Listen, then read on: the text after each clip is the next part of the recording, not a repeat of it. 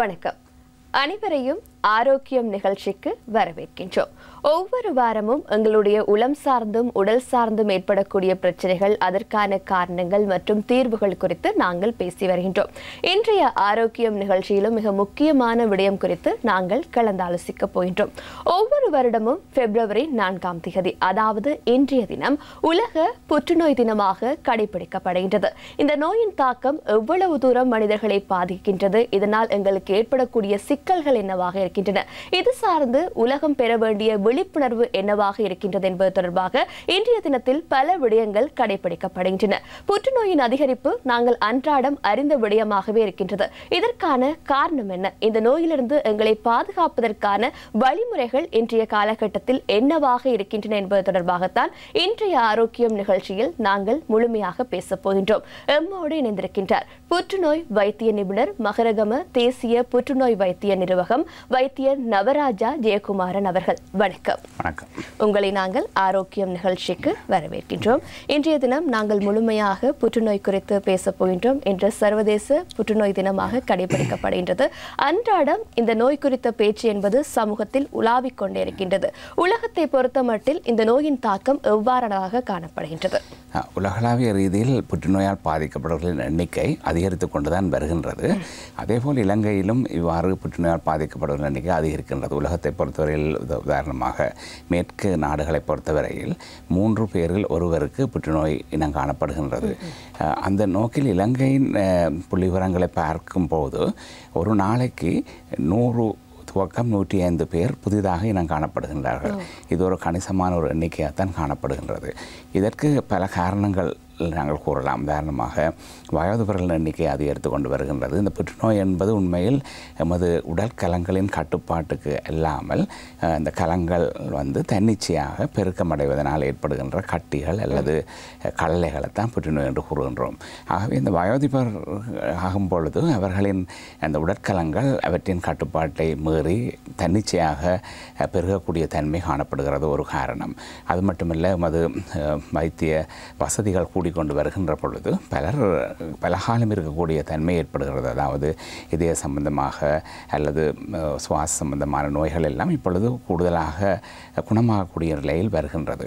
ஆகவே பலகாலம் இருக்கும் பொழுது இந்த புற்றுநோய் வருவதற்கான சாதகங்கள் கூட. அது மட்டுமல்ல, இந்த புற்றுநோயை ஏற்படுத்தக்கூடிய, அதாவது நாங்கள் உண்ணுகின்ற உணவு அல்லது நாங்கள் சுவாசிக்கின்ற காற்று அல்லது நாங்கள் பழகின்ற பழக்க வழக்கங்கள் என்பது வாழ்க்கையில் நாங்கள் ஏற்படுகின்ற பழக்க வழக்கங்கள், அது மட்டுமில்லை நாங்கள் உடற்பயிற்சியை செய்கின்றோமா அல்லது நாங்கள் கூடுதலாக செடென்டரி லைஃப், அதாவது மேசகதிரையிலிருந்து கூடுதலாக வேலைகளை செய்து உடற்பருமனை அதிகரிக்கின்ற தன்மை, இவையெல்லாம் புற்றுநோயை ஏற்படுத்துவதற்கான காரணமாக தான் ஏற்படுகிறது. அது மட்டுமல்ல, அது விவசாயத்திலே கூட பல வகையான இரசாயனங்கள் பாவிக்கப்படுகின்றது. இவையெல்லாம் இந்த எமது போசாக்கு நிறைந்த உணவுப் பொருட்களில் கூட இந்த கெமிக்கல்ஸ் தேங்கி இருப்பதனால் இவையும் கூட புற்றுநோயை ஏற்படுத்தக்கூடியதாகத்தான் இருக்கின்றது. அது மட்டுமல்ல, இப்பொழுது உலகளாவிய ரீதியில் போருக்காக அணு சக்தியை பயன்படுத்துகின்ற தன்மையும் கூடிக்கொண்டு வருகின்றது. இந்த அணு கதிர்வீச்சு கூட இந்த புற்றுநோயை ஏற்படுத்துவதற்கு ஒரு காரணியாக இருக்கின்றது. அது மட்டுமல்ல, ஓசோன் படலங்கள் உடைகின்ற பொழுது அவற்றினூடாக இந்த சூரியனிலிருந்து வருகின்ற கதிர்வீச்சு உள்ள கதிர்கள் நம்மை நேரடியாக அடைந்து தோல் புற்றுநோயை கூட கூடுதலாக ஏற்படுத்தி வருகின்றது. இவைதான் பொதுவாக இந்த புற்றுநோயை அதிகரிப்பதற்கான காரணங்கள் என்று நாங்கள் கூறக்கூடியது. இந்த காரணத்தினால இந்த உலகளாவிய ரீதியில் புற்றுநோய் அதிகரித்து கொண்டு வருகின்றதா? இலங்கையை பொறுத்த மட்டில் அன்றாடம் 100க்கும் அதிகமானோர் புற்றுநோயாளர்களாக அடையாளம் காணப்படுகின்றார்கள். ஒரு பாரதூரமான விடயமாக பார்க்கப்படுகின்றது. இலங்கையை பொறுத்த மட்டில் இவ்வாறான நோயாளர்கள் என்னென்ன காரணத்திற்காக அடையாளப்படுத்தப்படுகின்றார்கள்? உண்மையில் ஆண்களை பொறுத்தவரையில் வாய் மற்றும் தொண்டை புற்றுநோய் தான் அதிகமாக காணப்படுகின்றது. 2ஆவதாக நுரையீரல் புற்றுநோயும் 3ஆவதாக குடல் புற்றுநோயும் தான் ஆண்களில் காணப்படுகின்றது. பெண்களை பொறுத்தவரையில் உலகளாவிய ரீதியிலே உள்ள மாதிரி இங்கும் மார்பக புற்றுநோய் தான் 1வது புற்றுநோயாகவும், ஆனால் 2வது புற்றுநோயாக கழுத்திலே ஏற்படுகின்ற தைராய்டு சுரப்பியில் ஏற்படுகின்ற புற்றுநோய். இதற்கு ஒரு முக்கிய காரணமாக அதிக அளவில் இவை இனங்காணப்படுதலும் ஒரு காரணமாக இருக்கலாம். உதாரணமாக இப்பொழுது பல இடங்களில் அந்த களியொலி பரிசோதனை மூலம், அதாவது அல்ட்ராசவுண்ட் டெஸ்டிங் மூலம் ஒரு சிறிய வித்தியாசம் அந்த களத்தில் ஏற்பட்டாலும் அவை சோதிக்கப்பட்டு அவற்றிலே ஒரு ஊசி மூலம் அதில் கல மாதிரி எடுக்கப்பட்டு இவை இனங்காணப்படுகின்ற அளவு கூடிக்கொண்டு போவதும் ஒரு காரணமாக இருக்கலாம் இந்த தைராய்டு புற்றுநோய் அதிகரிப்பதற்கு.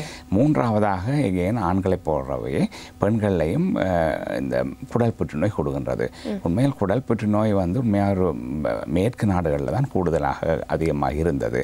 இதற்கு பிரதான காரணம் உடற்பருமன் அதிகரித்தல் மற்றும் கொழுப்பு கூடிய உணவுகளை அதிகம் உண்ணுதல். இவை அதாவது எமது இலங்கையை பொறுத்தவரையிலும் இப்பொழுது ஒரு இந்த உணவு பழக்க வழக்கங்கள் வந்து உண்மையாக மேற்கத்திய உணவு பழக்க வழக்கங்களை ஒட்டியதாக கூடுதலான ஜங்க் ஃபுட் பாவிக்கிற தன்மை கூடிக்கொண்டு வருகின்றது. இவையெல்லாம் அது மட்டுமல்ல, உடற்பயிற்சி செய்வது குறைவடைகின்றது, கூடுதலான கடின உழைப்பு செய்பவர்கள் எண்ணிக்கை குறைவடைகின்றது. அவர்கள் மென்மையாகவும் அல்லது கூடுதலாக வீட்டிலே இருந்து வேலை செய்பவர்களாகவும் அல்லது கணினி மூலமான விளையாட்டுகளில் பங்கு பெற்றவர்களாகவும் தான் கூடுதலாக இருக்கிறார்கள். அதாவது உடல் வியர்த்து செய்கின்ற வேலைகள் அல்லது நமது உடற்பருமனை குறைப்பதற்காக நாங்கள் எடுக்கின்றதில் குறைந்து கொண்டிருக்கின்றது. இவையெல்லாம் இந்த குடல் புற்றுநோய்க்கான அளவை கூடிக்கொண்டுதான் செய்கின்றது. ஓகே, இலங்கையை பொறுத்த மட்டில் வாய் மற்றும் குடல் சார்ந்த புற்றுநோயாளர்களும் மார்பக புற்றுநோயாளர்களும் அதிகமாக இனம் காணப்படுகின்றார்கள். எந்த பிரதேசத்தில் இலங்கையை பொறுத்த மட்டில் அதிக புற்றுநோயாளர்கள் இனம் காணப்படுகின்றார்கள்? எந்த வகையான புற்றுநோய்? உண்மையில் இந்த புற்றுநோய்களின் தாக்கத்தை நீங்கள் பார்த்தீர்கள் என்றால் பெண்களை பொறுத்தவரையில் மார்பக புற்றுநோய்களோ இவையெல்லாம் கூடுதலாக அதாவது கூடுதலாக இந்த நகர சூழலில் தான் கூடுதலாக இருக்கின்றது. இதற்கு பிரதான காரணம் இந்த நகர சுற்றாடலில் எமது வழி, அதாவது நாங்கள் சுவாசிக்கின்ற காற்று கூடுதலாக மாசடைந்து காணப்படுகின்றது. அதே போல் நகரப்பகுதியிலே இந்த நீரிலே அசுத்தம் காணப்படக்கூடியதாக இருக்கும். மற்றும்படி கூடுதலாக நாங்கள் ஃபாஸ்ட் ஃபுட், அதாவது கூடுதலாக சாப்பிடக்கூடியதாக இருக்கும். ஆகவே அங்கே கெமிக்கல்ஸ் கூட பாவிக்கக்கூடியதாக இருக்கும். மற்றது உடற்பயிற்சிக்கான அளவு குறைவாக இருக்கின்றது. ஆனால் கிராமப்புறங்களை பொறுத்தவரையில் தூய காற்று, தூய நீர் குடிக்கக்கூடிய இருக்கின்றது. அது மட்டுமில்லை, அங்கே கூடுதலாக உடலை வியர்த்து செய்யக்கூடிய வேலைகளினால் அவர்கள் உடற்பருமனும் சிறிதாகத்தான் இருக்கின்றது. அவர்கள் கூடுதலாக ஆரோக்கியமானவர்களாகத்தான் இருக்கின்றார்கள். ஆகவே நாம் இது தவிர்க்க முடியாத சூழ்நிலை. நகரமயமாக்கல் இவையெல்லாம் கூடிக்கொண்டு வருகின்ற பொழுது புற்றுநோய் கூடுதலாக நகரமயமாக்கப்பட்ட பிரதேசங்களை சார்ந்ததாகத்தான் கூடுதலாக இருக்கின்றது. எங்களுடைய பழக்க வழக்கங்களும் கூட அவ்வாறு தான். ஆனால் உண்மையில் அந்த வாய் தொண்டை புற்றுநோயை பொறுத்தவரையில் மட்டும் அந்த வெற்றிலை பாக்கு கூடுதலாக பாவிக்கிறது கூடுதலாக கிராமப்புறங்களிலும் கூடுதலாக இருக்கின்றது. அதனால் ஆண்களை பொறுத்தவரையில் ஈவன் கிராம பகுதிகளிலும் கூட வாய் தொண்டை புற்றுநோய் கூடுதலாக காணப்படுகிறது என்ற அவர்களுடைய பழக்க வழக்கங்கள், அதாவது வெற்றிலை போடுதல், பாக்கு மெல்லுதல், சுண்ணாம்பு உட்கொள்ளுதல் அல்லது புகையிலை சப்புதல் இவையெல்லாம் கூடுதலாக கிராமப்புறங்களிலே அல்லது மலைநாடுகளிலே இந்த தேயிலை கொழுந்து பறிப்பவர்கள் மத்தியிலே இவை கூடுதலாக பாவிக்கப்படுகின்றது. இதனால் அவர்களுக்கு வாய் தொண்டை புற்றுநோய் அதிகமாக காணப்படுகின்றது. எப்படியான சூழலில் இந்த புற்றுநோய் அதிகமாக காணப்படுகின்றது இலங்கையை பொறுத்த மட்டில் என்று ஒரு விரிவான விளக்கத்தை கொடுத்திருந்தீர்கள். ஏற்கனவே நீங்கள் காரணங்களை கூறியிருந்தாலும் கூட இன்னும் பல வகையான காரணங்கள் நிச்சயமாக காணப்படும் இன்றைய காலகட்டத்தில் இந்த புற்றுநோய் அதிகரிப்புக்கு. அது குறித்து விளக்க முடியுமா? உண்மையில் புற்றுநோய் அதிகரிப்புக்கு காரணங்களாக முதலில் கூறிய மாதிரி வாய் தொண்டை புற்றுநோய்க்கான பிரதான காரணமாக இந்த வெற்றிலை, புகையிலை, பாக்கு மற்றும் சுண்ணாம்பு என்பவற்றை பாவித்தல் அல்லது அதை தொடர்ந்து வாயிலை வைத்து கொண்டு பல காலமாக இருத்தல் இவையெல்லாம் கூடுதலாக வாய் புற்றுநோய்க்கான பிரதான காரணம். அது மட்டுமல்ல, இந்த மதுபானம் அருந்துதல், மற்றது புகைப்பிடித்தல் இவையும் கூட வாய் தொண்டை புற்றுநோய்க்கு காரணமாக இருக்கின்றது. இவை அதே நேரம் அந்த நுரையீரல் புற்றுநோய்க்கும் காரணமாக இருக்கின்றது. புகைப்பிடிப்பாதவர்கள் கூட அந்த புகைப்பிடிப்பவர்களுக்கு அருகில் இருக்கும் பொழுது அது சொல்கிறது பேசிவ் ஸ்மோக்கிங் அல்லது செகண்ட் ஹேண்ட் ஸ்மோக்கிங், அதாவது பக்கத்தில் இருந்து அந்த புகையை உள்வாங்குவதனாலும் கூட இந்த புற்றுநோய் ஏற்படுவதற்கு ஒரு காரணமாக இருக்கின்றது. அதோடு நாங்கள் உணவில் இருக்கின்ற கெமிக்கல்ஸ், அதாவது நைட்ரோசமைன் அவையெல்லாம் களப்புற்றுநோய்க்கு ஒரு காரணமாக இருக்கிறது. அல்லது கூடிய உரைப்பான பதார்த்தங்களை உட்கொள்ளல், சூடான பதார்த்தங்களை உட்கொள்ளல் மற்றும் இந்த ஃபைபர், அதாவது நார்த்தன்மை குறைந்த உணவுகளை உட்கொள்வதல், இதனாலே அவர்களுக்கு இந்த வயிற்றுப்போக்கு குறைவடைவதனாலும் கூட குடல் புற்றுநோய்க்கான காரணமாக இருக்கின்றது. மற்றபடி அடுத்தது நாங்கள் எடுக்கின்ற சுவாசிக்கின்ற காற்றில் உள்ள அசுத்தங்கள் அல்லது மாசு பொருட்கள், உணவிலே இருக்கிற நைட்ரேட்ஸ் கூடினால் கூட அவையும் புற்றுநோய் ஏற்படுவதற்கு காரணமாக இருக்கின்றது. ஆகவே அது மட்டுமல்ல, வைரஸுகள் கூட புற்றுநோய் ஏற்படுவதற்கு உதாரணமாக ஹெப்படோமா வைரஸ், ஹெப்படைட்டிஸ் வைரஸ் வந்து ஹெப்படோமாவை ஏற்படுத்தக்கூடியதாவது ஈரல் அழற்சியை ஏற்படுத்தி ஈரல் அழற்சியில் சிரோசிஸாக மாறி அதற்கு பின்னர் ஈரல் புற்றுநோய் ஏற்படுத்தக்கூடிய சந்தர்ப்பம் இருக்கின்றது. அது மட்டுமில்லை, அந்த எய்ட்ஸோட தொடர்பான புற்றுநோய்கள் இருக்கின்றது. மற்றது ஹியூமன் பெப்லோமா வைரஸ் அல்லது பாலுண்ணி வைரஸின் மூலம்தான் கருப்பை கழுத்து புற்றுநோய் ஏற்படுகிறது. அதை தவிர்ப்பதற்காக இப்பொழுது அந்த பாலுண்ணி வைரஸுக்கு எதிரான நீர்ப்பீடன ஊசி வழங்கப்படுகின்றது. இவை பள்ளிக்கூடம் செல்லுகின்ற மாணவர்களுக்கு, பெண்களுக்கு 2 டோஸ் கொடுப்பார்கள்.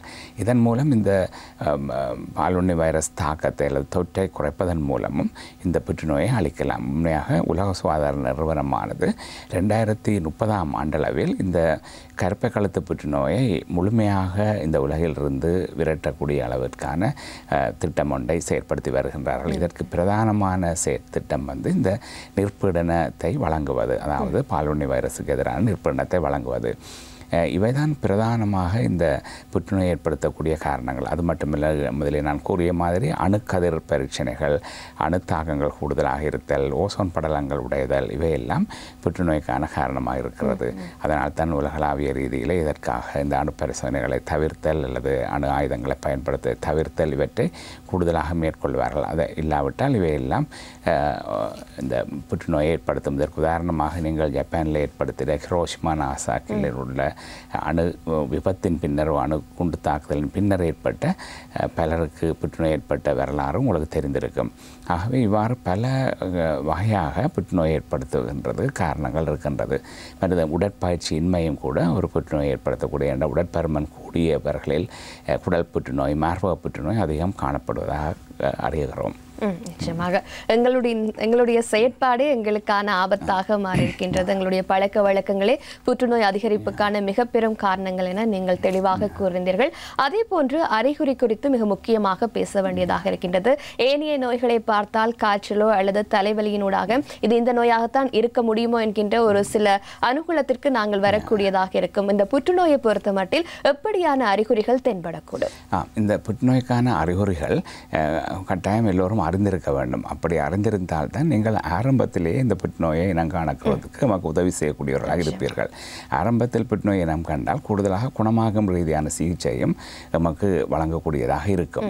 ஆகவே இந்த அறிகுறிகளை நாங்கள் விவரமாக பார்ப்போமானால், முதலில் எமது உடம்பில் எங்கேயாவது ஒரு கட்டி அல்லது களலை இருந்தால் அது புற்றுநோயா அல்லது இல்லையான்றதை நீங்கள் வைத்தியரிடம் சென்று பரிசோதித்தால் நல்லது.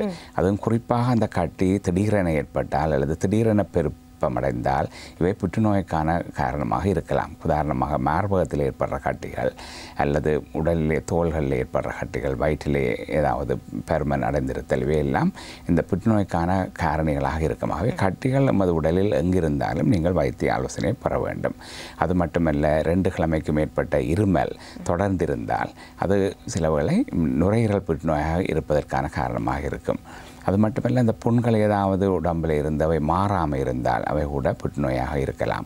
மற்றும்படி உங்களுடைய மலம் கழிப்பதில் ஏற்படுற மாற்றங்கள், அதாவது மலச்சிக்கல் அல்லது அதிக மலப்போக்கிருத்தல் அல்லது இரத்தம் போதல், சீதம் மாதிரி செல்லுதல் எல்லாம் இந்த மலத்தில் ஏற்படுற மாற்றங்கள், மலம் கழிப்பதில் ஏற்படுற மாற்றங்கள் கூட குடல் புற்றுநோய்க்கான அறிகுறியாக இருக்கலாம்.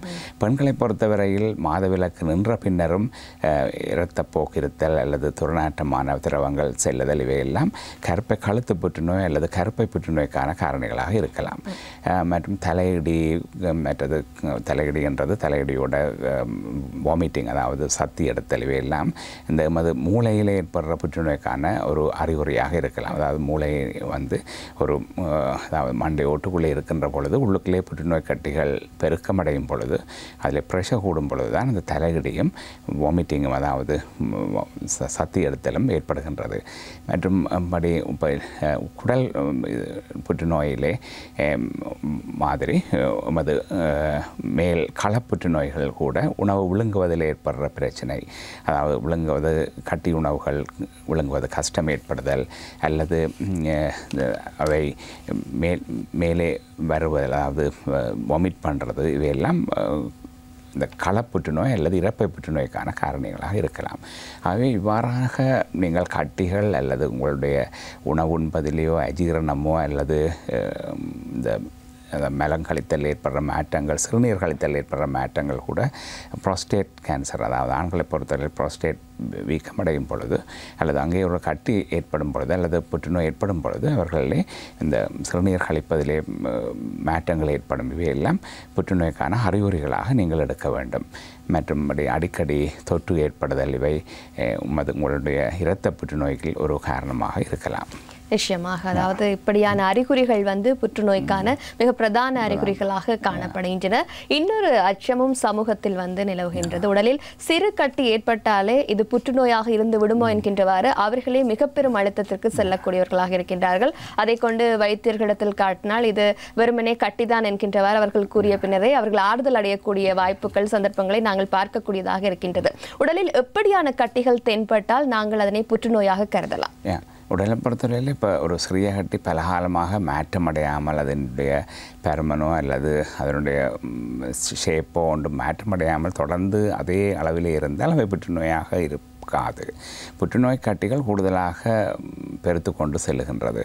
ஆகவே நீங்கள் ஒரு கொஞ்ச காலம் வேணுமென்றால் பார்க்கலாம். ஆனால் மார்பகங்களில் ஏற்படுற கட்டிகளை நீங்கள் அதிக காலம் பார்க்காது. அதாவது குறிப்பாக உங்களுடைய குடும்பாங்கத்தவர்களாக இருக்கும் புற்றுநோயும் இருந்திருப்பேன் உடனடியாக இப்பொழுது கலியொளி பரிசோதனை மூலம், அதாவது அல்ட்ராசவுண்ட் டெஸ்டிங்கின் மூலம் இவை புற்றுநோய் கட்டியா அல்லது பினைன், அதாவது புற்றுநோய் அல்லாத கட்டியா என்பதை வேறுபடுத்துறது இலகுவாக இருக்கும். ஆகவே நீங்கள் இதை பயப்படாமல் காட்டுறது உங்களுக்கு நல்லம். ஆனால் இந்த தைராய்டு கூட அதாவது விரைவாக பெருமனடைதல், விரைவாக பெரிதாகும் கட்டிகள் புற்றுநோய்க்கான காரணத்தை ஏற்படுத்தும். அல்லது உங்களை குரலில் ஏற்படுற மாற்றங்கள் குரல் நான் புற்றுநோய் ஏற்படுத்தும். கூடுதலாக ஸ்மோக் பண்ணுறவர்களில் இருக்கலாம். ஆகவே அந்த குரல் நானிலே ஒரு கட்டியும் ஏற்படலாம். ஆகவே இவையெல்லாம் புற்றுநோய்க்கான காரணிகள். ஆகவே கட்டிகள் இருந்தால் நீங்கள் அதை புற்றுநோயா இல்லையா என்று உங்கள் அண்மையில் உள்ள வைத்தியரிடம் அழுகி பரிசோதனை மூலமோ அல்லது அவர் சோதித்து பார்ப்பதன் மூலமோ நீங்கள் ஒரு தெளிவாக ஒரு அறிவை பெற்றுக்கொள்ளலாம். நிச்சயமாக, அதாவது கட்டி தென்பட்டால் வைத்தியரிடத்தில் சென்று உடனே அதை சார்ந்த அறிவுரைகளை நாங்கள் பெற்றுக்கொள்வது சிறந்தது என நீங்கள் கூறினீர்கள். அதே போன்று சமூகத்தில் இப்பொழுது ஒரு கேள்வியும் நிலவுகிறது. புற்றுநோய் பரம்பரை சார்ந்த நோயாகவும் இருக்கின்றது என்கின்றவாறு இது உண்மைதானா? புற்றுநோயை நாங்கள் ஒரு பரம்பரை நோயாக பார்க்க முடியும்? உண்மையில் இந்த புற்றுநோய் இளம் வயதில், அதாவது 30 வயதுக்கு உட்பட்டவர்கள் ஏற்படுதல் பரம்பரை தொடர்பான ஒரு புற்றுநோயாக இருக்கலாம். ஆனால் இது பெரிய அளவு பெர்சன்டேஜாக இல்லை. அதாவது ஒரு 5% இருக்கக்கூடும். அதற்காக எல்லா மார்பக புற்றுநோயும் பரம்பரை தொடர்பான புற்றுநோய் என்று கருத முடியாது. உண்மையில் ஒரு 30 வயது 35 வயதில் புற்றுநோய் ஏற்பட்டால் அவை பரம்பரை தொடர்பாக இருக்கலாம். அதாவது அவர்களுடைய அம்மாவுக்கு அல்லது அம்மாவின் சகோதரிகளுக்கு ஏற்பட்டிருந்தால் இவை அதுவும் அந்த புற்றுநோய் அவர்களுடைய உறவினர்கள் ஏற்பட்டால் அவர்களும் இளம் வயதில் அவர்களுக்கு ஏற்பட்டதான்றதை நீங்கள் கேட்க வேண்டும். 80 வயதில் ஒருவருடைய அம்மாவுக்கு ஏற்பட்டிருந்தால் அது பரம்பரைக்கு இட்டு செல்வது என்று கூற முடியாது. அது ஒரு ஸ்பொராடிக், அதாவது நான் முதலே கூறின மாதிரி வயதுவரில் ஏற்படுற புற்றுநோய்களில் ஒன்றாக இருக்கலாம். ஆகவே இளம் வயதில் ஏற்படுற புற்றுநோய்கள் கூடுதலாக பரம்பரை அலகுகளில் உட்படுற மாற்றங்களில் ஏற்படுறது. உண்மையில் நாம் பரம்பரை அதாவது டிஎன்ஏ இது ஒரு ஜெனட்டிக் டிசீஸ் என்று தான் சொல்கிறது. அதாவது டிஎன்ஏ அந்த கலங்களிலே கரு இருக்கிறது, கருவுக்குள்ளே டிஎன்ஏ இருக்கின்றது. அந்த டிஎன்ஏயில் ஒரு மாற்றங்கள் ஏற்பட்டால் உடனே அந்த மாற்றங்களை சரி செய்கிறதுக்கான நொதியங்கள் பல உண்டு. அவ்வாறாக உடம்பில் இருப்பது மட்டுமல்ல, புற்றுநோய் ஏற்பட்டால் கூட அந்த புற்றுநோய் கலங்களை அழிக்கக்கூடிய நிற்பீடன சக்தி, அதாவது இம்யூன் சிஸ்டம் எங்களுடைய உடம்பில் உள்ளது. ஆகவே இவ்வாறு இருப்பதனால்தான் நம் பலருக்கு இந்த புற்றுநோய் ஏற்படாமல் இருக்கின்றது. அந்த பொறிமுறையில் ஏதாவது மாற்றங்கள் அல்லது டிஃபெக்ட், ஏதாவது உடைவுகள் ஏற்பட்டிருந்தால் இந்த டிஎன்ஏயில் ஏற்படுற மாற்றங்கள் வலுப்பெற்று அவை அந்த கலங்களில் தன்னிச்சையாக பெருக்கமடையும் தன்மைக்கு இட்டுச் செல்வதனால்தான் இந்த கட்டிகள் அல்லது கலலைகள் ஏற்படுகின்றது. ஆகவே முற்றுமுழுதாக இந்த என்ன வகை காரணிகளாக இருந்தாலும் அவை எமது உடல் கலங்களிலே உள்ள டிஎன்ஏயிலே ஏற்படுத்துகின்ற நிரந்தர மாற்றங்களின் மூலம்தான் இந்த புற்றுநோயை ஏற்படுத்துகின்றதை நாங்கள் அறிய வேண்டும். அந்த டிஎன்ஏயின் ஊடாகவே பல சிகிச்சை முறைகள் கூட இப்பொழுது வந்து கொண்டிருக்கின்றது. அந்த மாற்றங்களை சரி செய்தல், அந்த மாற்றங்கள் ஏற்பட்ட பின்னர் அவை தொடர்ந்தும் மாற்றங்கள் ஏற்படாமல் இருப்பதற்காக உள் அளவிலான பல சிகிச்சை முறைகள் இப்பொழுது அறிமுகப்படுத்தப்பட்டு வருகின்றன. அதனாலே தான் இந்த புற்றுநோயை வெல்வதற்கான பல சிகிச்சைகள் இப்பொழுது இருக்கின்றன. என்னதான் என்றாலும் நாங்கள் ஆரம்பத்திலே இனம் கண்டால்தான் புற்றுநோயால் பாதிக்கப்பட்டவர்களை காப்பாற்றக்கூடியதாகவோ அவர்கள் கூடிய காலம் வாழக்கூடியதாகவோ இருக்கக்கூடியதாக செய்யக்கூடியதாக இருக்கும். எங்களோடு இணைந்திருக்கின்றார் புற்றுநோய் வைத்திய நிபுணர் நடராஜா ஜெயக்குமாரன் அவர்கள். அந்தளவில் எப்படியான கட்டிகளை நாங்கள் இனங்காண்பது புற்றுநோய் என்பது தொடர்பாக தெளிவான விளக்கத்தை நீங்கள் கொடுத்திருந்தீர்கள். அதே போன்று இன்றைய காலகட்டத்தில் 4வது ஸ்டேஜுக்கு புற்றுநோய் செல்லும் வரையும் அது சார்ந்த அறிகுறிகள் என்பது தென்படாமல் இருக்கக்கூடிய வாய்ப்புகள் அதிகபட்சமாக காணப்படுகின்றன. பலருக்கு அது உயிராபத்தையும் ஏற்படுத்துகின்றது. அந்தளவில் இந்த 4வது ஸ்டேஜ் குறித்தான ஒரு தெளிவான விளக்கத்தை கொடுக்க முடியுமா? உண்மையில் இந்த புற்றுநோயை பொறுத்தவரையில் பல வகையான நிலைகளில் நாங்கள் புற்றுநோயை காணக்கூடியதாக இருக்கின்றது. சிலது புற்றுநோய் முன்னிலைகள் என்று சொல்கிறது. உண்மையில் இந்த ஆண்களை பொறுத்தவரையில் வாய் தொண்டை புற்றுநோய் ஏற்படுகின்ற பொழுது வாய்க்குழி புற்றுநோயிலே அந்த புற்றுநோய்க்கு முன்னிலையாக லியூகோப்ளேக்கியா அல்லது எர்த்ரோப்ளேக்கியா, அதாவது வெண்ணிற படலங்கள் அல்லது செந்நிற படலங்கள் காணப்படுகின்றன. ஆகவே அவ்வாறான நிலையிலேயே நீங்கள் வைத்தியரை அணுகும் பொழுது புற்றுநோய்க்கான முன்னிலையிலேயே நாங்கள் புற்றுநோயை காணக்கூடியதாக இருக்கின்றது. அதன் பின்னர் ஒரு குறிப்பிட்ட இடத்தில் மாத்திரம் புற்றுநோயால் ஏற்படுற பாதிப்பு, அதாவது கட்டி அல்லது ஒரு புண் இருப்பதனால் அது ஒரு ஆரம்ப நிலையிலே இருக்கக்கூடிய புற்றுநோயாக நாங்கள் இனம் காணலாம். அதன் பின்னர் சில புற்றுநோய்கள் அதற்கு அண்மையில் உள்ள நிணநீர் கணுக்களுக்கு செல்லக்கூடியதாக இருக்கிறது. சொல்றது லிம் நோட்ஸ் என்லார்ஜ்மெண்ட் இருக்கிறத காணக்கூடியதாக இருக்கிறது. சில புற்றுநோய்கள் இரத்தத்தின் ஊடாக சென்று ஈரல், நுரையீரல் அல்லது என்பு என்பவற்றுக்கு செல்லக்கூடிய மூளைக்கு கூட செல்லக்கூடியதாக இருக்கின்றது. இவையெல்லாம் வேறொரு அங்கத்துக்கு இந்த புற்றுநோய் கலங்கள் சென்று பெருக்கமடைவதனால் ஸ்டேஜ் 4 அல்லது 4வது நிலை புற்றுநோய் என்று கூறப்படுகிறது. ஆகவே இந்த நிலையில் வருபவர்களுக்கு உண்மையில் பிந்திய நிலையில் வருபவர்களாகத்தான் கருதப்படுகின்றார்கள். அவர்களுக்கு கூடுதலாக நாங்கள் சிகிச்சையை அது நோய் தணிப்பு சிகிச்சையை தான் கொடுக்கக்கூடியதாக இருக்கிறது. அதனால் தான் நமது தேசிய ரீதியில் இந்த புற்றுநோயை ஆரம்பத்தில் இனம் காண்பதற்காக அது ஆரம்பத்தில் இனம் காணக்கூடிய செயல்முறைகள் காணப்படுகிறது. அது பொதுவாக காணப்படுகின்ற புற்றுநோய்களுக்கு தான் செய்யப்படுகிறது. உதாரணமாக வாய் தொண்டை புற்றுநோய்க்கு வாய்க்குழி பரிசோதனை மேற்கொள்ளுதல், மார்பக புற்றுநோயை பொறுத்தவரையில் மார்பகங்களை கழிவொளி பரிசோதனைக்கு ஏற்படுத்துதல் அல்லது மெமோகிராம் என்ற கதிர்வீச்சு பரிசோதனைக்கு ஏற்படுத்துதல். இதன் மூலம் ஆரம்பத்திலேயே சிறிய கட்டி இருப்பினும் அல்லது சிறிய மாற்றங்கள் இருப்பினும் ஆரம்பத்திலேயே நாங்கள் காணந்து அதற்கான தகுந்த சிகிச்சையை அளிக்கக்கூடியதாக இருக்கின்றது. அதன் மூலம் அவர்கள் புற்றுநோயை வென்று பலகாலம் சாதாரண மக்கள் போலே காணப்படுகின்றார்கள், வாழ்கின்றார்கள்.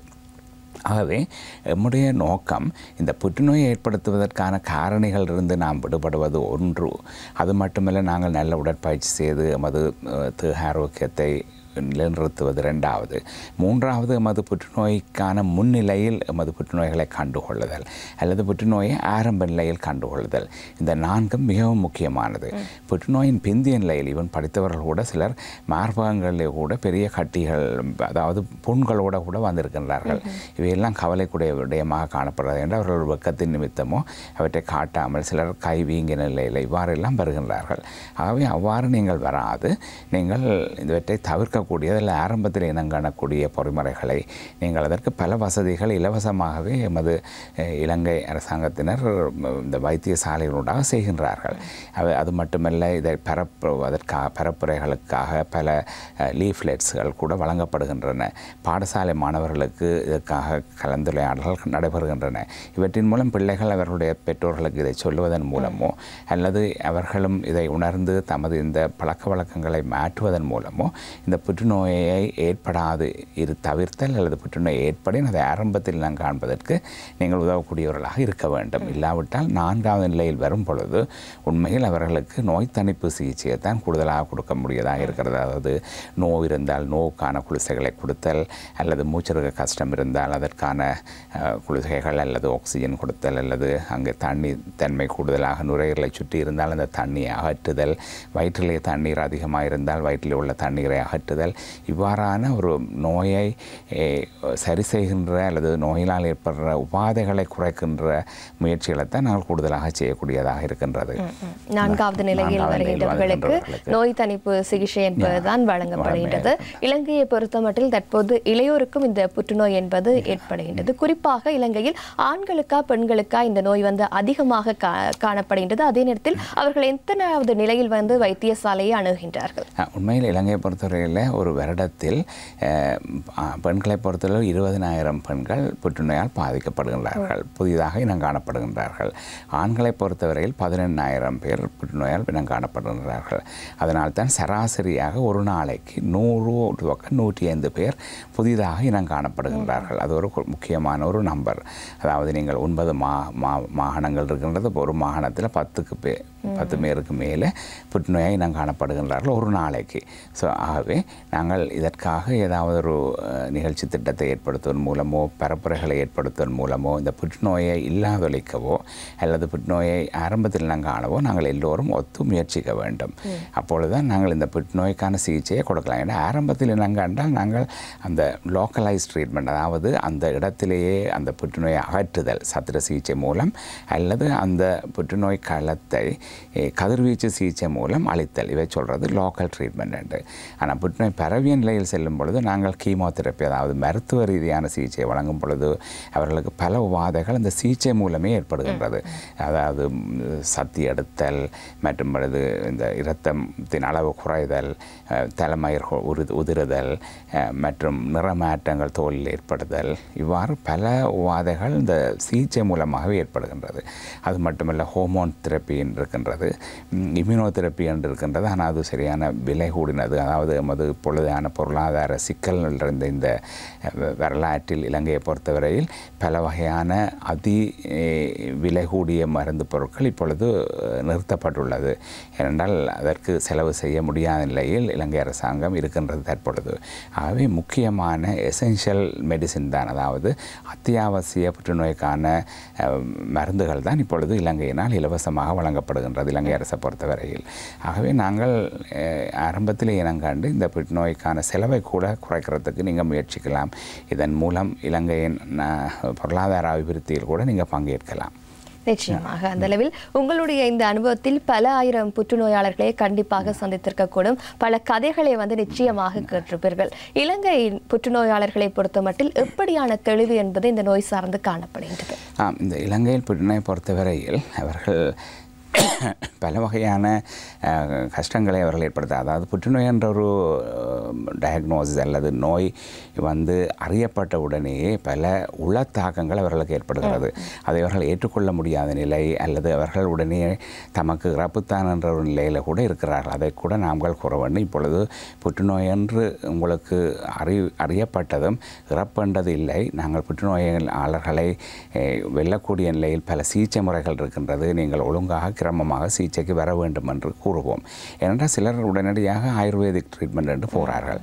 அதன் மூலம் அங்கு போயும் இன்னும் டிலே ஆகி பிந்திய நிலையில் திரும்ப வருவார்கள். ஆகவே இவர்கள் பல உபாதைகளை ஏற்படுகின்றது. அவர்களுக்கான சப்போர்ட், அதாவது மற்ற உறவினர்கள் அவர்களுக்கு கலந்து ஆலோசித்தல், கலந்துரையாடல் செய்தல் அல்லது அவர்களுக்கு ஒரு வகையில் இந்த தாக்கத்திலிருந்து விடுவதற்கு அவர்களுடன் கதைத்தல் அல்லது புரிந்துணர்வாக அவர்களுடன் செயற்படுதல் கூட இலங்கையில் குறைவடைந்து வருகின்றது. உண்மையில் பார்க்கும் பொழுது இந்த அவர்களுடன் பல நேரம் செலவழிக்கக்கூட பலருக்கு முடியாமல் இருக்கின்றது. உதாரணமாக குடும்பத்தில் அவர்களும் வேலை செல்ல வேண்டுமாகவே அந்த கேரர்ஸ் என்று சொல்கிறது, அதாவது இந்த நோயை பராமரிப்பதற்கான அளவு ஆட்களும் குறைவாகத்தான் இருக்கின்றது. ஆகவே நாங்கள் உண்மையை சொல்லுவோம், இந்த புற்றுநோய் ஆஸ்பத்திரிக்கு புற்றுநோய் வைத்தியசாலைக்கு சென்று பார்த்தா தான் புற்றுநோயாளர்கள் என்ற அவர்களுடைய உலக தாக்கங்களை நீங்கள் அறியக்கூடியதாக இருக்கின்றது. உண்மையில் பல இடங்களில் சண்டைகள் போடுவார்கள் அல்லது அங்கே ஆலயங்களிலே கூட பல இடங்களில் அவர்கள் சண்டையிட்டு கொண்டிருப்பார்கள். உண்மையில் அதற்கு பல செலவழித்து கொண்டிருக்கின்றார்கள். ஆகவே அவற்றை கூட குறைத்து இந்த ஆலயங்கள் போல இருக்கின்றது தான் நமது வைத்தியசாலைகள். அந்த வைத்தியசாலைகளில் வந்தவர்கள் பார்ப்பார்களே ஆனால் இந்த இவ்வாறான தேவையற்ற சண்டைகள் இவற்றையெல்லாம் தவிர்த்து மற்றவர்களுக்கு உதவக்கூடியதாக இருக்கக்கூடியதாக இருக்கும் என்று நான் கூற விரும்புகிறேன். ஏனென்றால் பல அவஸ்தைகளுக்கு அவர்கள் உட்படுகின்றார்கள். அவர்களுக்கு நீங்கள் ஒரு கருணை காட்டக்கூடியவர்களாக இருக்க வேண்டும் மற்றவர்களும் என்றதை இங்கு நான் கேட்டுக்கொள்ள விரும்புகிறேன். கண்டிப்பாக நீங்கள் எப்படி அந்த நோயாளர்கள் கஷ்டப்படுகின்றார்கள், அவர்களுக்கு என்ன விடயம் தேவை என்பதை அழுத்தமாக கூறியிருந்தீர்கள். அதே போன்று இன்றைய நவீன சிகிச்சை முறையில் பல வகையான பரிசோதனைகள் கண்டிப்பாக காணப்படும். இந்த புற்றுநோய்க்கான பரிசோதனைகள் குறித்து விளக்க முடியுமா? இந்த புற்றுநோய்க்கான பரிசோதனைகளில் நான் ஏற்கனவே கூறிய மாதிரி புற்றுநோய் ஆரம்பத்தில் இனங்காண்பதற்கான பரிசோதனைகளும் இருக்கின்றன. அதற்கு கூடுதலாக களியொலை பரிசோதனைகள் அல்லது கதிர்வீச்சு பரிசோதனைகள், உதாரணமாக மெமோகிராம் என்ற பரிசோதனை, அல்லது சிம்பிளாக ஒரு டார்ச் லைட்டை கொண்டு எமது வாய்க்குழியை பரிசோதித்தல் கூட ஒரு சிறந்த பரிசோதனை. அதில் ஏதாவது மாற்றம் இருந்தால் உடனடியாக அதிலிருந்து ஒரு கலை மாதிரி எடுத்து பார்க்கக்கூடியதாக இருக்கின்றது. இவையெல்லாம் ஆரம்பத்தில் இனங்காண்பதற்கான பரிசோதனைகள்.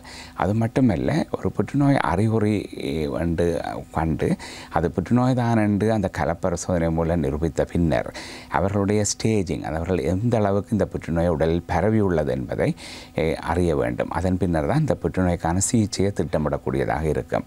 புற்றுநோய் ஒரு குறித்த ஒரு பகுதியில் மாத்திரம் இருந்தால் அதை சத்திர சிகிச்சை மூலம் அகற்றி அல்லது கதிர்வீச்சு சிகிச்சை செய்து அதை குணமாக்கலாம்.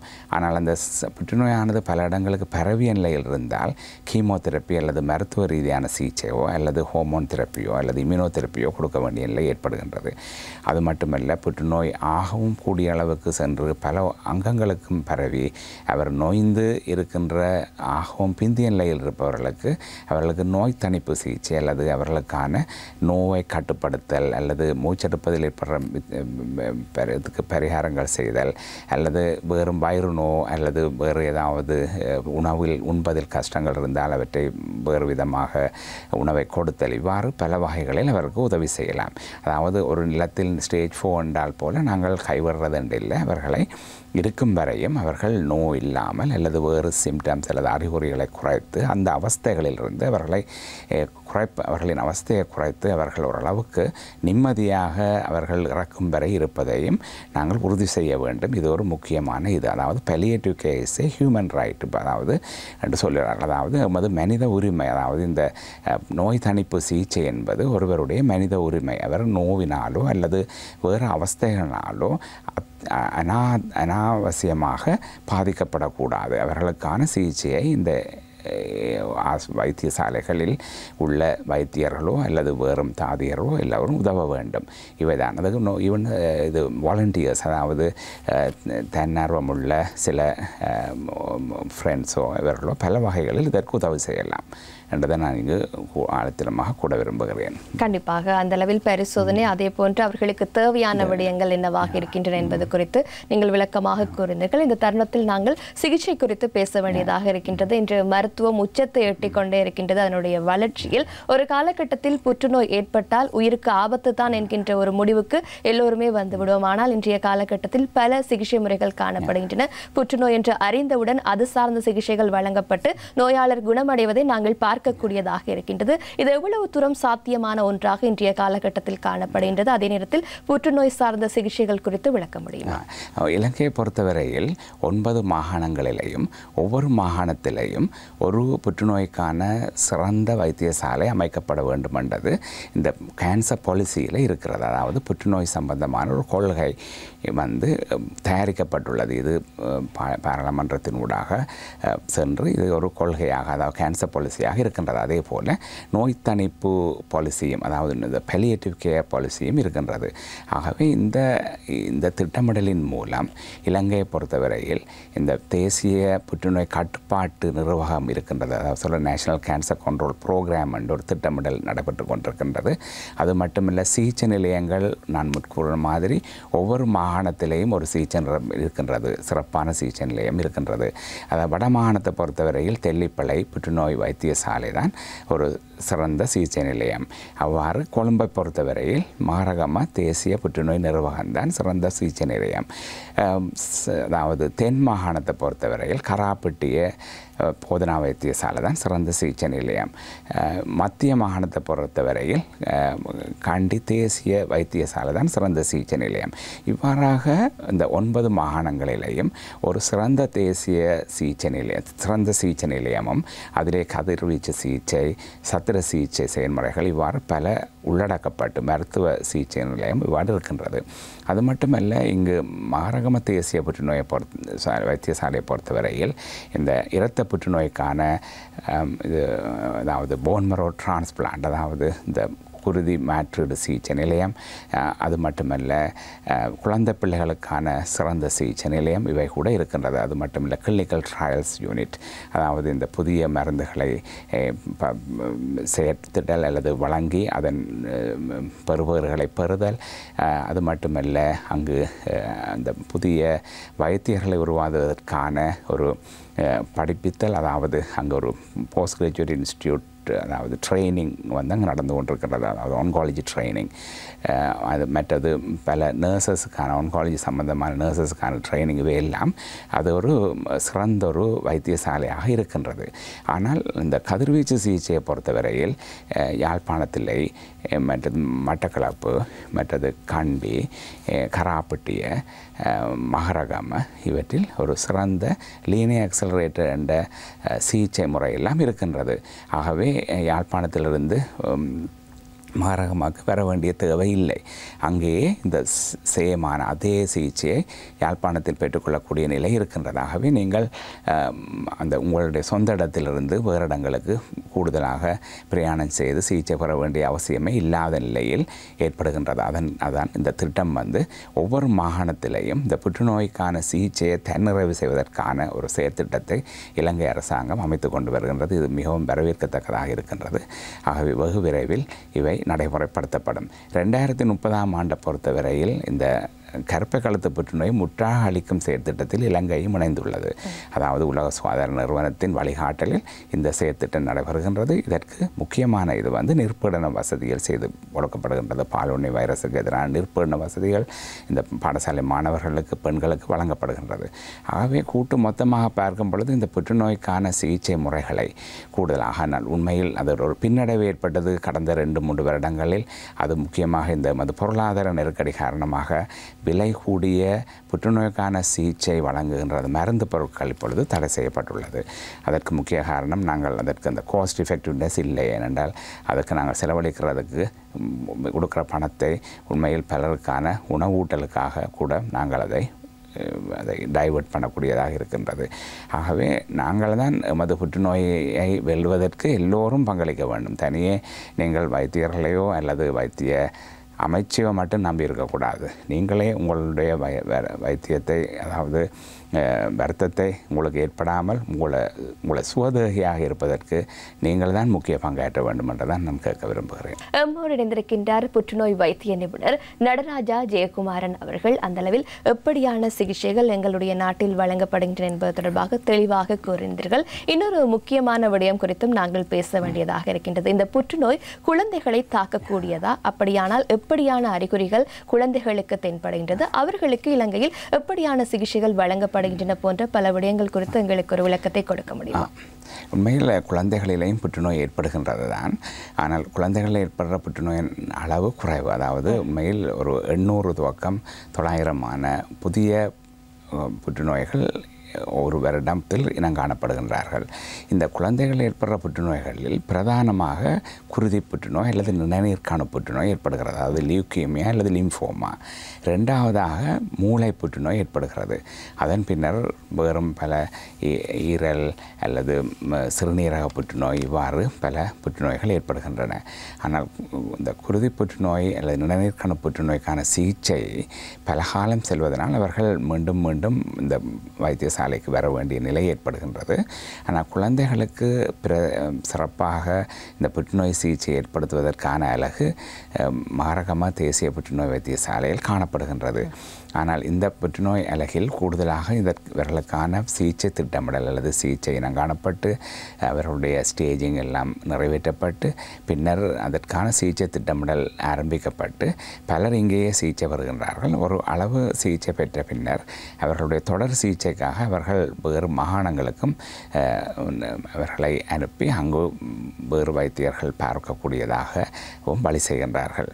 ஆகவே இந்த பிள்ளைகள் மட்டுமல்ல, ஒரு அடலசன்ஸ் என்று சொல்கிற அளவுக்கு 15 வயதிலிருந்து 20 வயதுக்குள்ளவர்களையும் இதே புற்றுநோய் வைத்திய நிபுணர்கள் தான் அவர்கள் கவனிக்கின்றார்கள். அவர்களுக்கு எலும்பு சம்பந்தமான புற்றுநோய், அதாவது ஓஸ்டியோசார்கோமா அல்லது சார்கோமா அண்ட் மசில், அதாவது தசை சம்பந்தமான புற்றுநோய்களும் காணப்படுகின்றது. இவையெல்லாம் இந்த சிறப்பான ஒரு அலகின் மூலம் சிகிச்சை அளிக்கப்படுகின்றமையினால் அவர்களுடைய வாழ்த்தகவு, அதாவது புற்றுநோயை வென்று இருக்கின்ற காலம் கூட கூடுதலாக ஒரு 80% அந்த புற்றுநோயை வென்று அவர்கள் மீண்டும் அவர்கள் தமது சாதாரண வாழ்க்கைக்கு செல்லக்கூடியவர்களாக இருக்கின்றார்கள். இவ்வாறாக இவர்கள் செல்வதனால் அவர்களுடைய பின்னரான வாழ்க்கை முறைக்காகவே முன்னரே இதற்கான திட்டமிடல்கள் எல்லாம் செய்யப்படுகின்றது. ஆகவே இவர் வெற்றியாகத்தான் நாங்கள் கருத வேண்டும். நிச்சயமாக குழந்தைகளுக்கான சிகிச்சைகளும் சிறந்த முறையில் இலங்கை வைத்தியசாலைகளில் வழங்கப்பட்டு கொண்டிருக்கின்றன புற்றுநோய் குறித்தாக. அதே நேரத்தில் நாங்கள் இன்னொரு முக்கிய விடயமாக உணவு பழக்க வழக்கம் குறித்து பேச வேண்டியதாக இருக்கின்றது. புற்றுநோய் காரணிகளில் நீங்கள் இந்த உணவு பழக்க வழக்கத்தையும் எங்களுக்கு கூறியிருந்தீர்கள். எப்படியான உணவு பழக்க வழக்கத்தை நாங்கள் கடைபிடிக்க வேண்டியதாக இருக்கின்றது? நாங்கள் உணவை நாங்கள் உட்கொள்கின்ற பொழுது உணவை அளவாக உட்கொள்ள வேண்டும். அதாவது வள்ளுவர் கூறின மாதிரி நாங்கள் அளவுக்கு மிஞ்சி உண்ணக்கூடாது. உணவையும் ஒரு மருந்தாகத்தான் நாங்கள் கருத வேண்டும். அதாவது இந்த உணவை நாங்கள் கூடுதலான கார்போஹைட்ரேட், அதாவது இந்த மாச்சத்தான சாப்பாடுகளை குறைத்தல் நல்லம். சோறு கொஞ்சமாக சாப்பிட்டு கூட இலவகைகள் அல்லது புரதம் நிறைந்த உணவுகள், உதாரணமாக மீன், இறைச்சி, முட்டை மற்றும் பால் இவற்றை தண்டலாம் சாப்பிடலாம். சாப்பாட்டுக்கு பின்னர் கூட பழங்களை கூடுதலாக உண்ணுதல் நல்லம். பல நிறமுள்ள பழங்களை உட்கொள்ளல் நல்லம். மற்றது நமது உணவுகளில் நேர்த்தன்மையான சாப்பாட்டை அதிகரிக்க வேண்டும். கூடுதலாக நாங்கள் நேர்த்தன்மையான சாப்பாடுகளை குறைக்கின்ற பொழுது, அது ஃபாஸ்ட் ஃபுட்டுகளில் நேர்த்தன்மையான சாப்பாடுகள் இல்லை. ஏன்னா நேர்த்தன்மையான சாப்பாடு எடுக்கும்பொழுது அவை கொஞ்சம் சைஸில் கூட இருக்கும், ஆனால் அதன் சத்து, அதாவது உள்ளுக்குள்ள கலோரி குறைவாக இருக்கும். இப்போ கலோரியை குறைப்பதனால நமது உடற்பருமனையும் குறைக்கக்கூடியதாக இருக்கும். மற்றது சீனியை குறைக்கணும். அரைச்சீனி அல்லது சீனி போடாமலே நாங்கள் தேநீர் அருந்தக்கூடியதாக இருக்க வேண்டும். மற்றும் இந்த சோடா பானங்களை கூட தவிர்க்க வேண்டும். அதிலேயே சீனி அதிகம் இருக்கின்றது. நீங்கள் இப்பொழுது சோடா அதில் பார்த்தீங்கன்னா அதில் நிறைச்சுட்டிகள் காணப்படுகின்றது. எது கூடாது, இதில் கூட சீனி இருக்கிறது என்று. உண்மையில் அவற்றை தவிர்த்ததே நல்ல. அதற்கு பதிலாக நீங்கள் இளநீரை குடிக்கக்கூடியதாக இருக்கும். அதில் நல்ல பதார்த்தமாகத்தான் கருதலாம். மற்றபொழுது ஈவன் சாதாரண நீர் கூட நல்லதாக இருக்கும். சுட்டார நீரை உட்கொள்ளல் இவையெல்லாம் நல்லதாக இருக்கும். மற்றது நாங்கள் எமது விவசாயிகள் கூட நமக்கு அந்த கூடுதலாக மருந்துகள் விசிறுதலையோ அல்லது மருந்து விசிறினால் அந்த குறிப்பிட்ட காலத்தின் பின்னர் தான் அறுவடை செய்ய வேண்டும். அப்பொழுது தான் அந்த மருந்து அந்த இடத்திலிருந்து இல்லாமல் போகின்றது. தேவைக்கு அதிகமாக யூரியா பாவித்தலை கூட தவிர்க்க வேண்டும். அல்லது வீட்டு விவசாயம் அல்லது உங்களோட ஹோம் கார்டனிங்கை கூடுதலாக செய்யக்கூடியதாக இருக்கும். ஈவன் நகரமயமாக்கப்பட்ட இடங்களில் கூட இந்த உங்களோட வீடுகளிலே சிறிய சிறிய இலவகைகளை கூட பாவிக்கக்கூடியதாக இருக்கும். நாங்கள் முருங்கை இலை எங்களுக்கு கணக்கு இருக்கின்றது. ஆனால் நாங்கள் பாவிக்கிறதை விட வேறு அமெரிக்கா அங்கே எல்லாம் இவற்றை தேடி அவர்கள் அதை பவுடராக்கி அவற்றை கூட கரைத்து பானமாக குடிக்கின்றார்கள். அவையெல்லாம் நிறைய இந்த ஆன்டி ஆக்சிடென்ட்ஸ் எல்லாம் இருக்கின்றது. அவை நாங்கள் இந்த ஃப்ரெஷ்ஷாக முருங்கை இலைகளை நாங்கள் சாப்பிடக்கூடியதாக இருக்கும். மற்றது பழங்கள் எல்லாம் ஃப்ரெஷ்ஷாக சாப்பிடக்கூடியதாக இருக்கும். இவற்றையெல்லாம் நாங்கள் கூடுதலாக சாப்பிட்றது நல்ல. இப்படியான உணவு பழக்க வழக்கங்களை நாங்கள் கடைபிடித்தாலே புற்றுநோயிலிருந்து எங்களை பாதுகாத்துக் கொள்ளக்கூடியதாக இருக்கும். இன்னொரு விடயமாக, புற்றுநோய் ஏற்பட்ட ஒருவருக்கு உணவு பழக்க வழக்கங்கள் நிச்சயமாக காணப்படுகிறது. சில சமயத்தில் அவர்களுக்கு உணவு அருந்த முடியாத சூழ்நிலை கூட காணப்படுகின்றது. அப்படியானவர்களுக்கு எப்படியான உணவுகளை கொடுக்க வேண்டும்? உண்மையில் புற்றுநோயால் பாதிக்கப்பட்டவர்களுக்கு அந்த உணவு சில வேளைகளில் ஒரேடியாக நாங்கள் 3 தரம் சாப்பிட்ற மாதிரி சாப்பிட மாட்டார்கள். அவர்களுக்கு ஒரு 2 hourly ஒரு சிறிய அளவு உணவுகளை உணவுகளை அதிக அதிக இடைவெளிகளில் அதிக தரம் கொடுத்தல் நல்லது. அது மட்டுமல்ல, அவர்கள் சமைக்கக்கூடிய மாதிரியான உணவு அதிகம் குக் அதாவது கூடுதலாக சமைக்கப்பட்ட உணவு அல்லது வீட்டிலே சமைக்கப்பட்ட உணவு, தனித்தன்மை கூடின உணவு, இவையெல்லாம் ஈஸியாக அவர்களுக்கு உட்கொள்ளக்கூடியதாக இருக்கும். மற்றது சிலருக்கு இந்த டேஸ்ட் குறைவாக இருக்கும். அதற்கேற்ற மாதிரி அவர்களுக்கு பிடித்தமான உணவுகளை கொடுக்கலாம். அதற்காக நாங்கள் இந்த வெளியிலிருந்து இடையிடையே வெளி சாப்பாடுகள் கொடுக்கலாம். ஆனால் வெளி சாப்பாடுகளிலே பிரச்சனை என்னென்றால் இன்ஃபெக்ஷன். அவர்கள் சில சிகிச்சை பெற்றுக்கொண்டிருக்கும் பொழுது அவர்களுக்கு இரத்த அளவு குறைந்தால் அதற்கெல்லாம் நீங்கள் துப்புரவான சாப்பாடுகளை கொடுத்தெல்லாம் கூட நல்லம். இல்லாட்டி அந்த ஃபுட் பாய்சனிங் அதில் வந்தால் அவர்களுக்கு கூடுதல் பாதிப்புகளை ஏற்படுத்தும். மற்றபடி அந்த நீர் ஆகாரங்கள் கூட்ட வேண்டிய நிலை ஏற்படும். நீங்கள் இளநீர் கொடுக்கலாம். உண்மையில் அது தேசிய புற்றுநோய் வைத்தியசாலையில் பார்த்தால் இளநீர் நியாயமான அளவு அதுக்கே புக்கிங் இருக்குது. ஒரு 2-3 மாதத்துக்கு இப்போதைக்கு கொடுக்கலாம். நீங்கள் அவ்வளோத்துக்கு ஒவ்வொருத்தரும் புக் பண்ணி ஒரு லாரிகளில் கொண்டு நியாயமான இளநீர் எல்லாருக்கும் கொடுப்பார்கள். இவையெல்லாம் நல்லது. கூடிய நீர் ஆகாரத்தை எடுக்கக்கூடியதாக இருக்கின்றது. அவ்வாறாக இதுகளெல்லாம் இந்த சோஷியல் சர்வீஸ் மாதிரி கனவேர் கொடுக்கிறார்கள். மற்றது இந்த புற்றுநோய் வைத்தியசாலைகளை அண்டி பல இடங்களில் பல நோயாளர்கள் இருக்கக்கூடிய வீடுகள் அமைக்கப்பட்டிருக்கின்றது. அவற்றில் கூட அவர்களுக்கான நிதி உதவிகள், உணவு வசதிகள் இவற்றை கூட பலர் முன்வந்து உதவி அளிக்கின்றார்கள். அது மட்டுமல்ல, சில மருந்துகள் தட்டுப்பாடான வேளைகளில் கூட இந்த புற்றுநோய் வைத்தியசாலையில் இதற்கான நிதியம் ஏற்படுத்தப்படுகிறது. அதாவது இந்த புற்றுநோய் சம்பந்தமான ஆளுகளுக்கு தேவையான மருந்துகள் அல்லது வேறு பொருட்கள் அதற்காக அந்த டொனேஷன் யூனிட் என்றே ஃபங்க்ஷன் பண்ணுகின்றதாகவே நீங்கள் அதுக்கான அந்த வங்கி கணக்கில் நீங்கள் இடும் பொழுது அவை கிரமமாக பாவிக்கப்படுகின்றது. இவையெல்லாம் வெளிப்படைத்தன்மையாக, அதாவது டிரான்ஸ்பரண்டாக செய்யப்படுகின்றது. இவற்றெல்லாம் செய்யும் பொழுது நீங்கள் அவர்களுக்கு ஒரு விதத்தில் உதவி செய்யக்கூடியவர்களாக இருக்கின்றீர்கள். கண்டிப்பாக புற்றுநோயாளர்களுக்கு எப்படியான உணவுகளை கொடுக்க வேண்டும், எப்படி கொடுக்க வேண்டும் போன்ற ஒரு விளக்கத்தை கொடுத்திருந்தீர்கள். இறுதியாக இன்று சர்வதேச புற்றுநோய் தினமாக கடைபிடிக்கப்படுகின்ற நிலையில் புற்றுநோயால் பாதிக்கப்பட்டவர்களுக்கும் ஏனையவர்களுக்கும் நீங்கள் சொல்லக்கூடிய அறிவுரை என்னவாக இருக்கும்? உண்மையில் இந்த புற்றுநோயை ஏற்படுத்துவதற்கான காரணிகளை நாங்கள் தவிர்க்க பழக வேண்டும். மற்றது புற்றுநோயை அறிகுறிகள் உங்களுக்கு தெரியும் என்றபடியால் அவ்வாறு ஏதாவது அறிகுறி இருந்தால் உடனடியாக வைத்தியரை அணுகி ஆரம்பத்தில் நாம் காணக்கூடியதாக இருக்க வேண்டும். மற்றது நீங்கள் சிறந்த உணவு பழக்க வழக்கங்களையும் உடற்பயிற்சியையும் கூடுதலாக ஏற்படுத்தி நீங்கள் ஒரு சுகதேகியாக இந்த நாட்டிற்கு ஒரு நெற்பிரஜையாக நாட்டின் பொருளாதார வளர்ச்சிக்கு நீங்களும் உதவக்கூடியவர்களாக இருந்து இந்த நாட்டையும் முன்னேற்றக்கூடியவர்களாக இருக்க வேண்டும் என்பதுதான் எனது வேண்டுகோள். நிச்சயமாக இன்றைய தினம் சர்வதேச புற்றுநோய் தினமாக கடைபிடிக்கப்படுகின்ற நிலையில் இலங்கையில் புற்றுநோயின் தாக்கம் எவ்வாறானதாக காணப்படுகின்றது, புற்றுநோயாளர்கள் எவ்வாறு பராமரிக்கப்படுகின்றார்கள், அவர்களுக்கு தேவையான சிகிச்சை முறைகள் என்னவாக இருக்கின்றன, அதே நேரத்தில் இலங்கையில் எப்படியான விழிப்புணர்வுகள் முன்னெடுக்கப்பட்டு வருகின்றன போன்ற பல விடயங்களை எம்மோடு பகிர்ந்திருந்தார் புற்றுநோய் வைத்திய நிபுணர் மகரகம தேசிய புற்றுநோய் வைத்திய நிர்வாகம் வைத்தியர் நடராஜா ஜெயக்குமாரன் அவர்கள். உங்களுக்கு நாங்கள் எங்களுடைய நன்றியை தெரிவித்துக் கொள்கின்றோம். நன்றி.